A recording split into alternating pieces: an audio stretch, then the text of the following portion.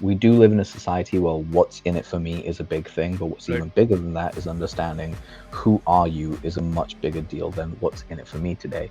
Because What's up, everyone? This is Sahil here, and welcome to the Sehgal Show, where I'm gonna be interviewing some crazy entrepreneurs out there who started from scratch with no experience, resources, and connections, and then later on became unstoppable and dominating figures in their respective businesses. We're gonna dive deep into the mindset of these super successful entrepreneurs to find out how they did it and how you can model it too. It's time to pick their brains and uncover all the strategies and tactics which these entrepreneurs use to scale their businesses from nowhere to multiple 6, 7, and 8 figures. Welcome to the Sehgal Show.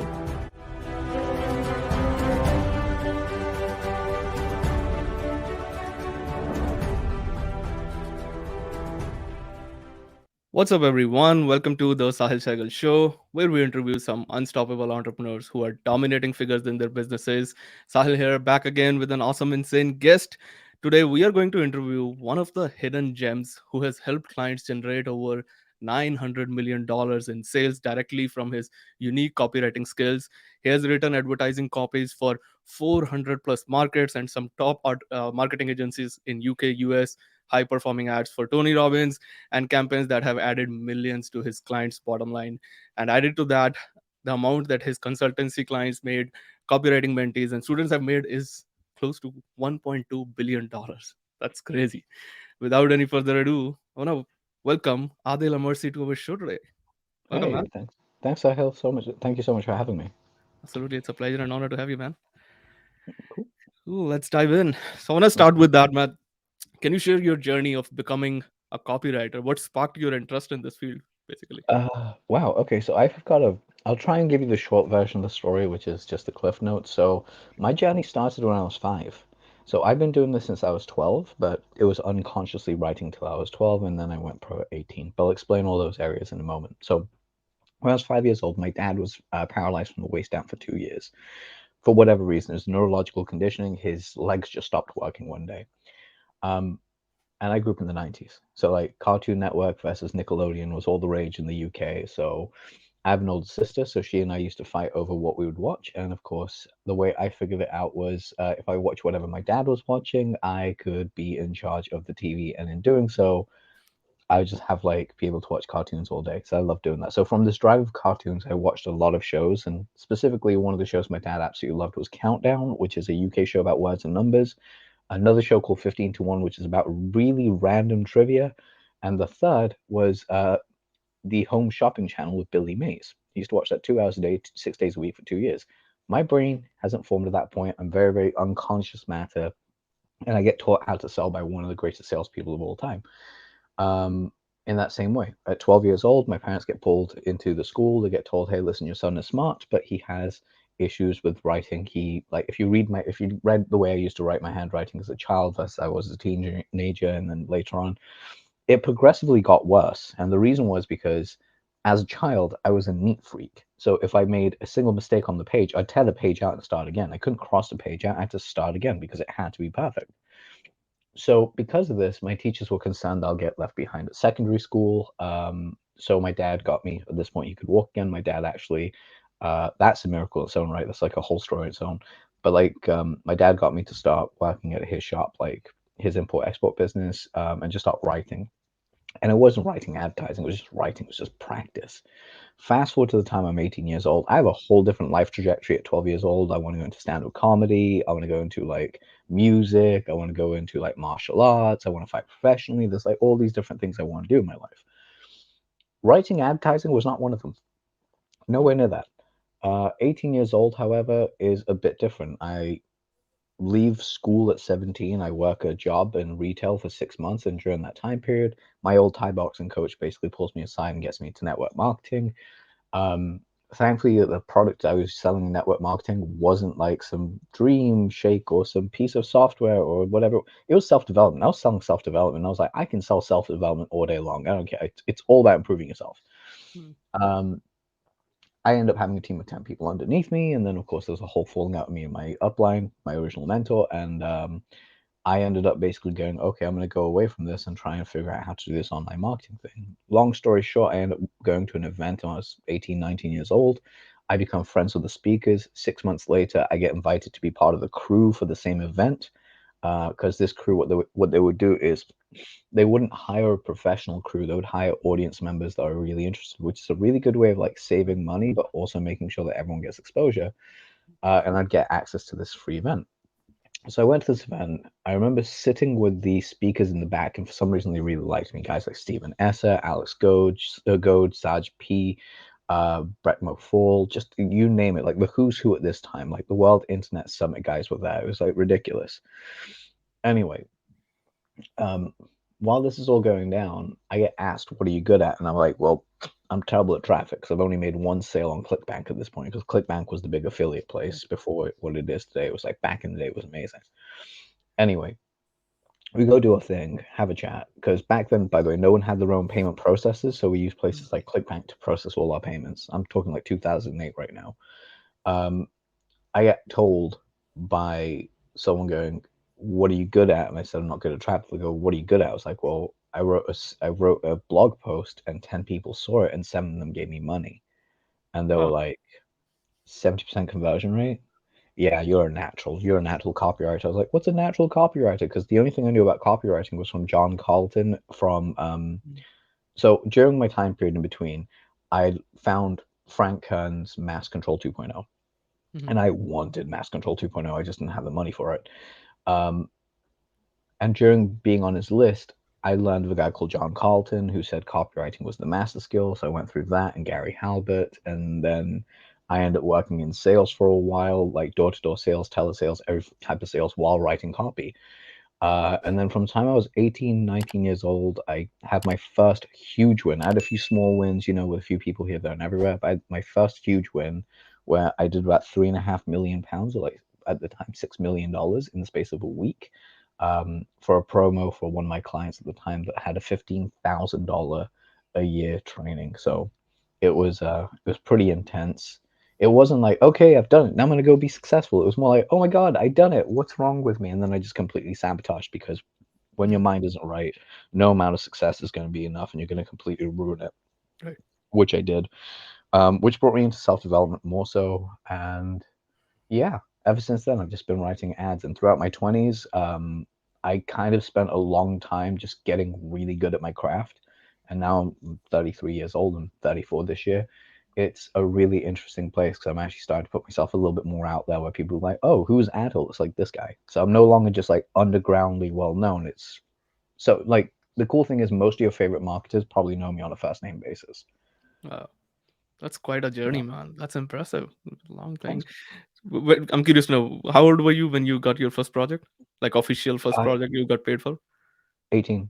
It's 18 years Wow. old. Yeah. So I got my Wow. first gig. It was $500 to write a full sales funnel in like 4 days. Wow. And back then it was so easy. I could just done. Now it's like, oh my God, this takes me months. It's because I know more now than I used to. Like, so Yeah. yeah. Gotcha. Gotcha. And you wrote, man, like more than in 400 markets. I'm curious to know. A lot of 422. people just stick to two or three niches or markets. Yeah. But what led you to diversify in this, writing to these many niches or markets? Well, I didn't ask this before we went live, but can I swear a little bit or no? Because I don't like doing it unless it's That's like fine. necessarily natural. Because I'm not a bitch. That's basically what it is. I mean this in the nicest way possible. My teachers, when I came up, my teachers were gunslingers. Okay, Jay Abraham, Gary Howard, John Carlton, um, John Caples. You got people like all these incredible like writers, David Ogilvy. You got all these legendary writers at the highest level, Mm, all writing for multiple niches. mm, Seriously, look at how many different niches John Carlton wrote for, mm, or Gary Halbert, or any of the people I've mentioned. You will see tons. Even Eugene Schwartz wrote for tons of different niches. Yes, you can be good at a few certain ones, like with health and wellness and whatever it is. But what I find is too many people specialize way too quickly, and there used to be only two levels. There's a generalist and a specialist. There's a right. third level, which is a generalized specialist, or specialized generalist, which is essentially you can walk in because what you've done is gone a level above. You're no longer thinking about what this product can do. You're thinking about the deeper Mm, levels of psychology of how humans interact. Once you unlock that level of it, however, now you're able to just practically sell ice to Eskimos. because what you know Mm. is human psychology. You're no longer Yeah. thinking about why is my product uniquely powerful, whatever it is. You're really going, what problem does this solve? What emotion does it fix? Mm. And how can I help people get there, make that conclusion? Amazing, man. So yeah, I love that thing. Specialized generalist. That's what you said, right? yeah, like or generalized specialist. It's one of the two. A specialized generalist is the way I look at it. I've never really come up with a solid name for it, but that's basically it. Maybe I'll just call it Mavericks. Who knows? Um, but going back to it, I always tell people start with one niche and Yeah. then never stop growing. Like it's adding more stuff. There's a really good copywriter that I know that lives in Ireland.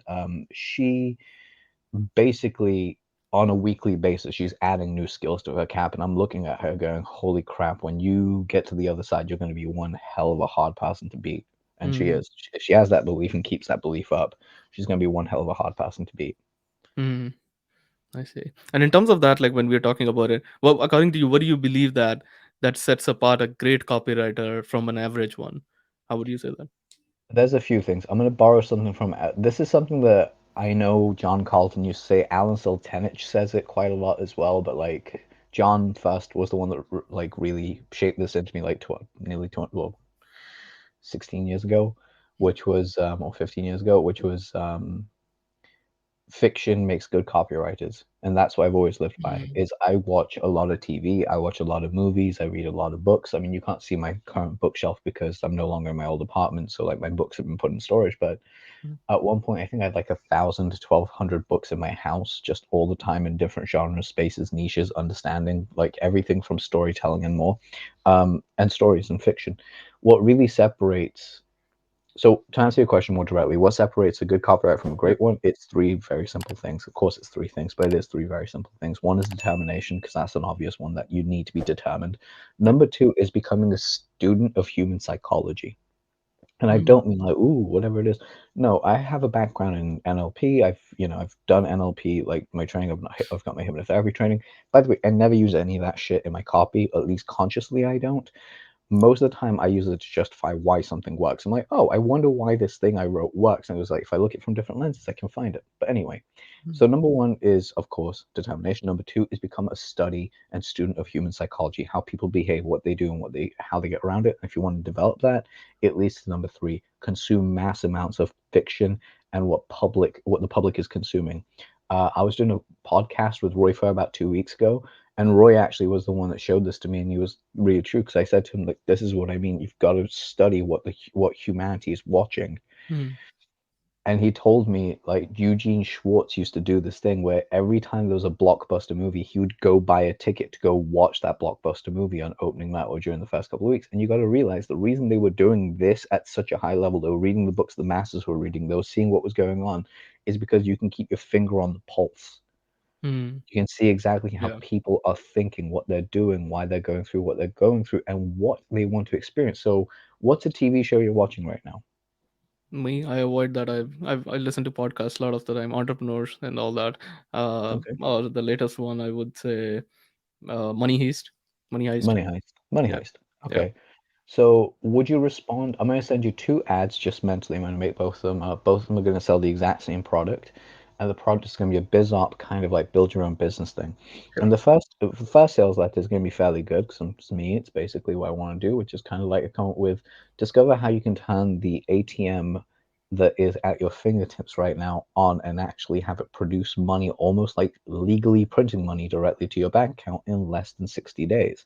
Dot dot dot. And no, it doesn't use you don't need a massive following. You don't need massive following, an understanding of marketing, or any other specialized knowledge. You just need to be you and follow really simple instructions. Let's say that's headline. That'll grab most people. Yeah. If I turned around and said something like, what's it called? Hmm. If I turn that into a story, and this is like one I'm blatantly like getting entirely like from and the X letter from years ago, it's basically around like a money heist. Mhm. If I start off with let me see, what's it called? We're about to pull the biggest job on earth, and you're invited. Dot dot dot. Discover how you can turn your laptop into a money printing ATM without following any or without breaking any laws, and most importantly, heisting, or what was it?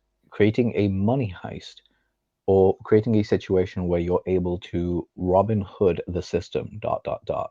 Whether that's taking money from the rich and giving it to the poor, enhancing your own life, um, or anything else, whatever it is, like as is. Sorry, I just had distracting moments. Like take your what was it? Take your livelihood to the next level, help more people, become the Robin Hood, whatever it is that you want to use as that kind of idea. You would connect more with that. I'll give you a better example. Like there's a really simple example here. Yep. Do you like Quentin Tarantino or no? I do. Right. Okay. So if I wrote an email to you and the headline was Tarantino's storytelling secrets versus my storytelling secrets, which are you going to click on? First one, maybe. Clearly, because it's Tarantino. He's Yeah. he's really reputably known for making hundreds of millions of dollars, if not billions of dollars, as an incredible director that writes great dialogue. Now, if I went through the email and basically talked about how Tarantino's process was there, and then ended it with my process is it was really nice to see Tarantino confirm a lot of the stuff that I do in my marketing in the way that we do it. So it's almost the same principles with a slight difference. Yeah. So, what's the last thing you said? Missed on So that part. So it's the same principle with a Okay. slight difference. Like it's the Okay. same principles of I see. selling with slight difference. So when you tap into what the audience is thinking, you're Gotcha. able to relate to them on a much more deeper level because now they Yeah. think you're one of them. Right. Right. Right. Makes sense. Makes sense. That Yeah. and then I call it as like you can literally bend the people's will to whatever To way you. you want with the power of words. That's what it is, and how to Yeah. use them significantly. Massively.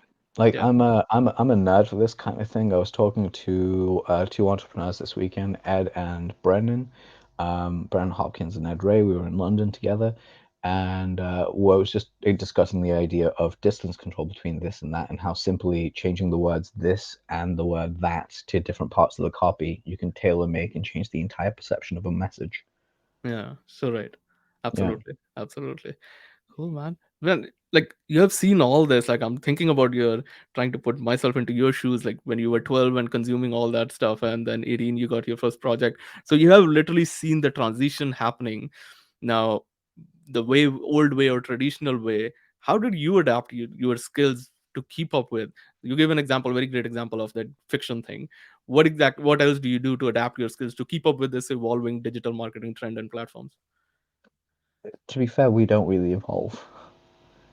It's going to sound really Uh, weird, but we're not that different. Like, the only thing that's different is market sophistication has changed, which means you've got to be able to think differently.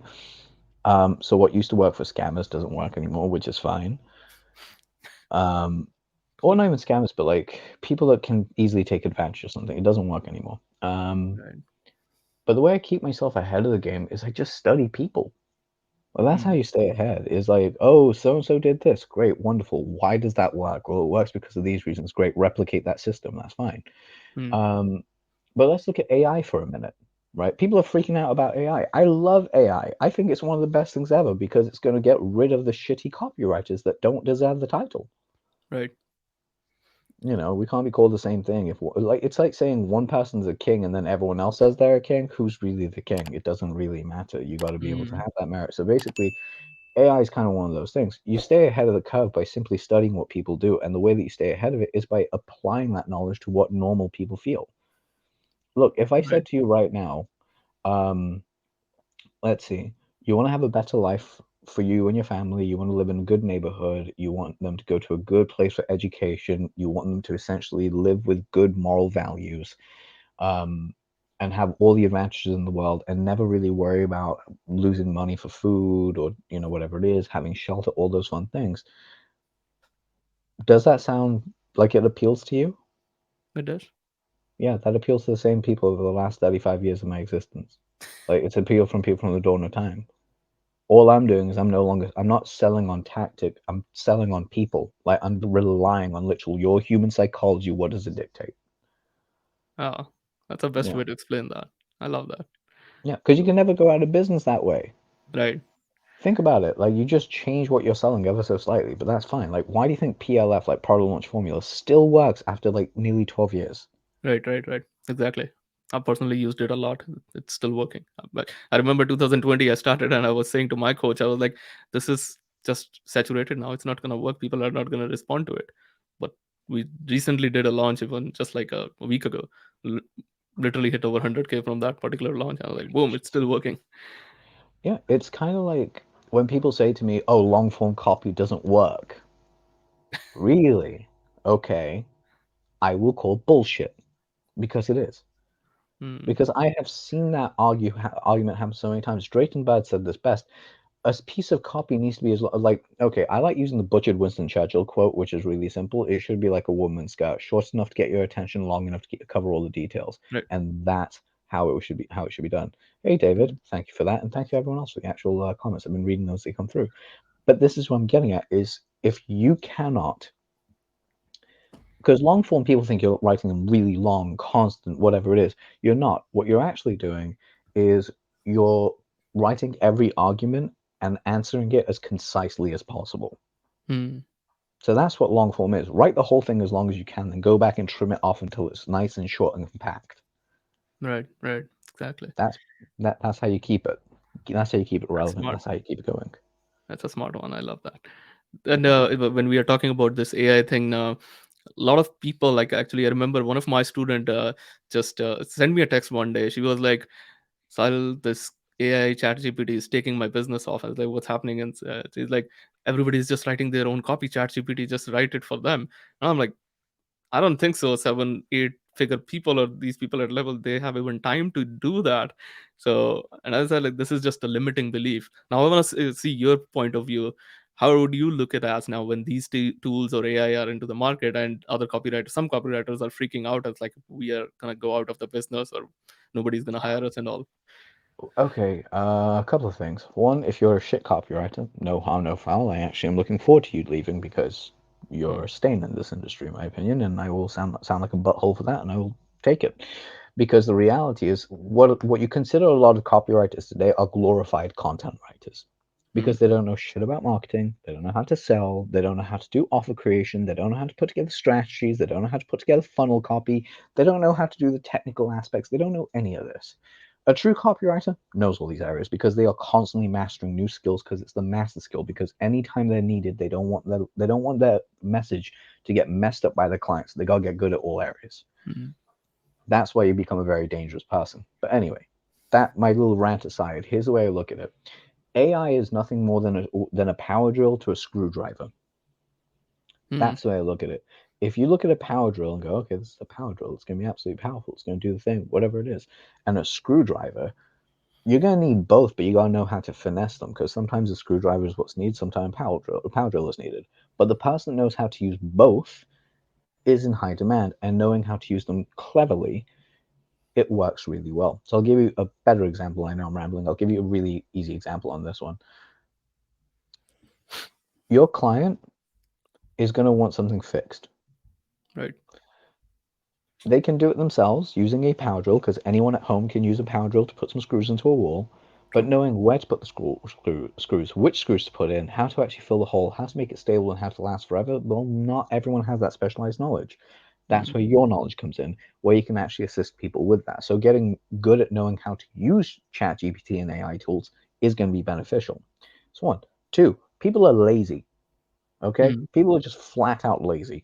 They will say, "Ooh, this is a new shiny object," and then they'll stop using it.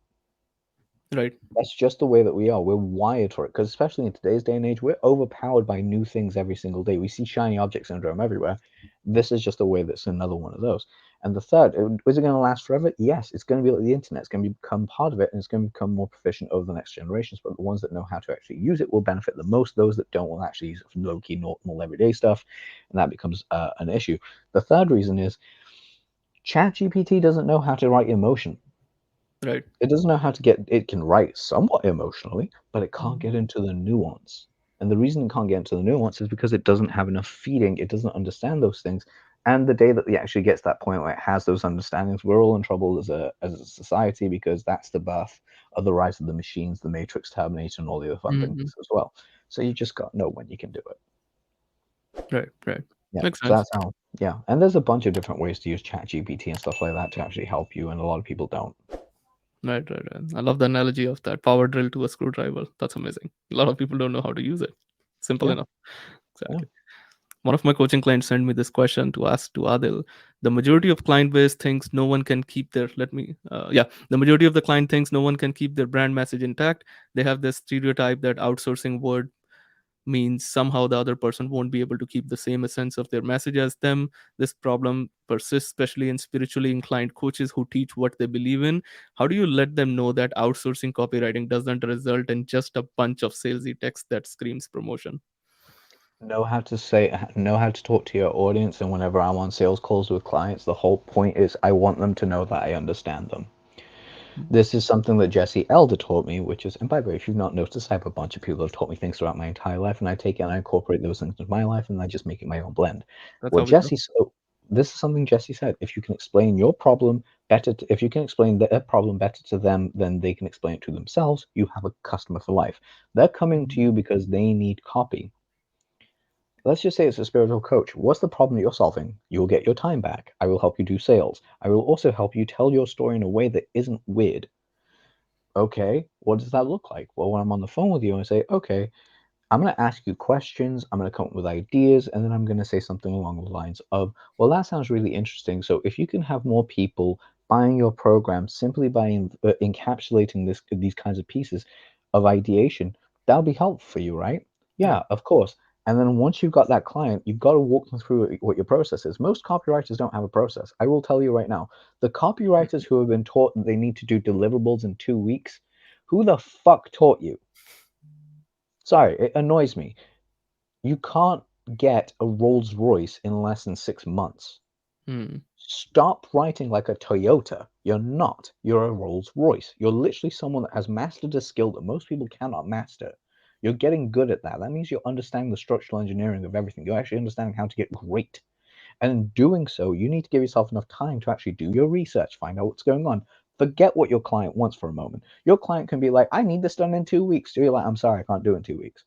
Why? Because the money might be nice, but the stress that comes with that, no, thank you. I'd rather not. Hmm. I'd rather spend that time.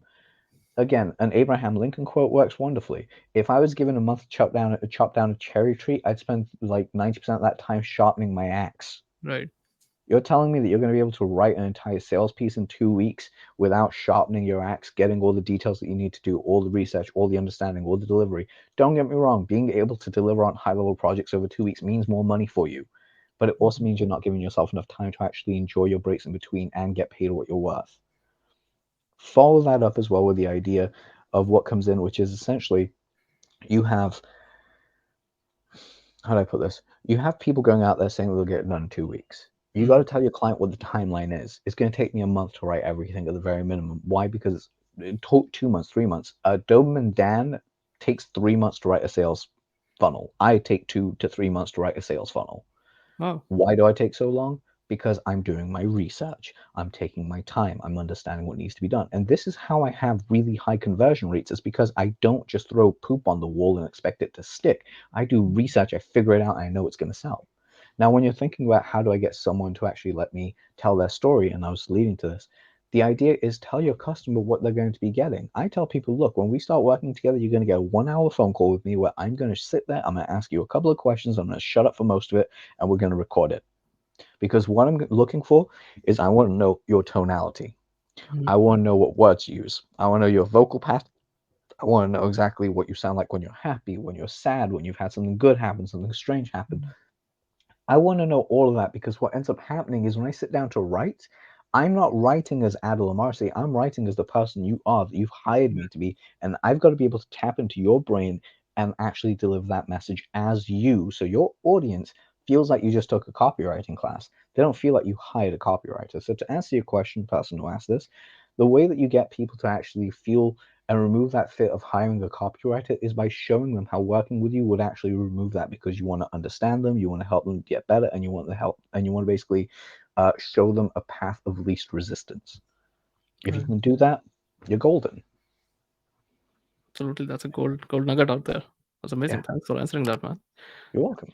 I get very passionate about this stuff, if you can imagine. I love that. I can see that. And when we are talking about this, actually, I believe like what I have seen over my experience, that the storytelling also, goes hands and hands with the copywriting stuff. Is there any favorite framework that you use, like Adil's favorite Ooh, framework I've when you are in I've copywriting?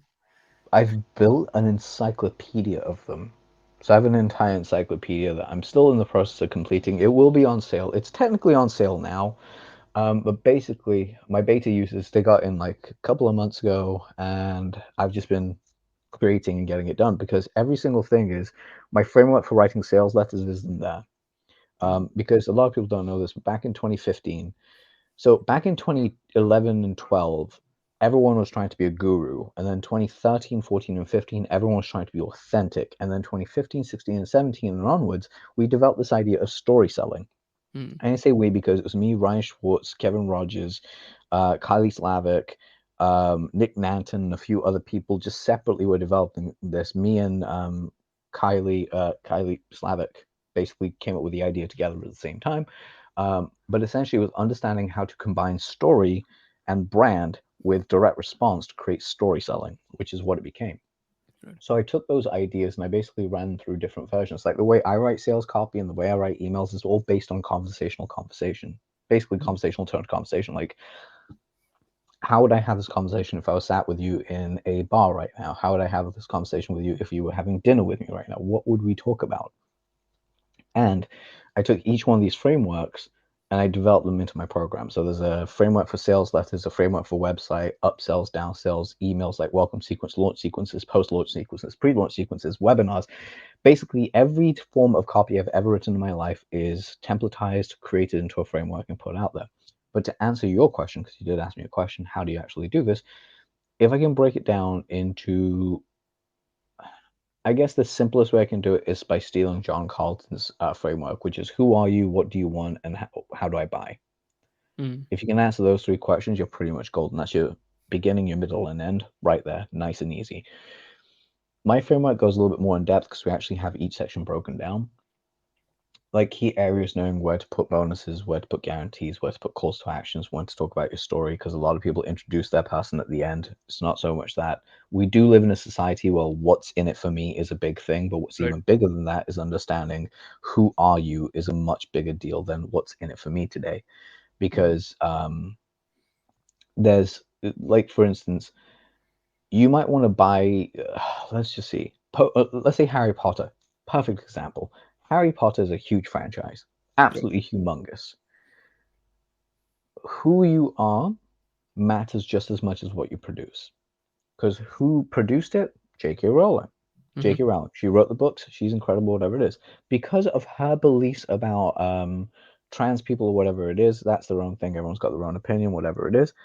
She, whether you agree, disagree, or don't even care, whatever she's got her opinion of, she's lost a significant amount of her audience Mm, because of her politics. That goes to show who you are and what you believe in is more powerful than the thing that you give in today's right. world.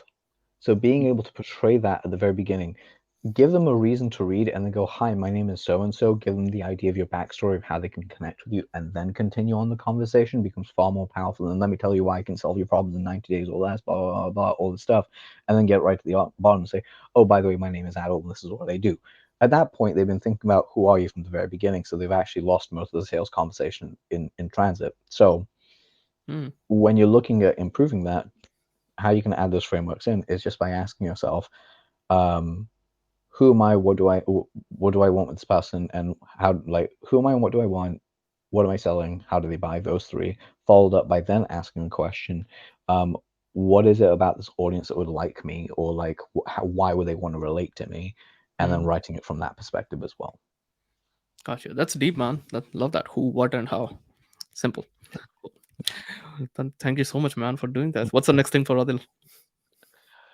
The next thing is really interesting because like I'm actually in the process of adding more content to this site because right now it's building, it's burgeoning, it's definitely going to be a big thing before I hit my birthday in September, which is greatestcopywriteralive.com. You guys can join my mailing list on there. I don't have any of my welcome emails sequenced yet. It's been 2 weeks because I've been doing some tech stuff and building out some more stuff on the back end and deliverables and it's a whole bunch of stuff, but you guys can head on over to greatestcopywriteralive.com. There's 3 really good videos on there, some great content. There's my story selling matrix that teaches you how to find your core story, your client's core story in 10 minutes or less, and how to run it back. It's in 7.5 minutes to be exact. Um, and it's an absolute game-changing training, but I'm going to be adding about 1 to 3 blog posts, whether it's myself or guest poster, every couple of weeks, and you guys will see it. And on top of that as well, you guys can get invited to like any free trainings I'm doing and any crazy ideas that was going through. I do have my mentoring program right now, the copywriting mentoring mastery program with Shiv Shetty, the CMMP. Okay. That's just if you're an intermediate, meaning you've done this for a few years, copywriting, and you're looking to take your results to the next level, reach out to Shiv, let him know that I sent you and you guys saw me here, and that will be a great way for you guys to actually book in a call with him and see if you're a fit. Um, but yeah, I guess my next steps, I'm just going to be doing a lot more writing for my own stuff, launching my own program, and I actually have a book coming out at the end of this year. So Wow, a lot of things exciting. going on all at once. Yeah, All the really best excited for right all that, man. now. All the best. And absolutely, I'm going to be dropping all those links to the show notes here after this video is done. Thank you so much, Adil, for giving your time, man, for dropping so many gold nuggets. I learned a lot personally. So thank you so much, man. Sahil, thanks so much for having me. I hope I can do this again. Absolutely, man. People who were watching us live or listening us will be coming up with another episode very soon. Till then, take care. Stay tuned. Bye, Peace everyone. out.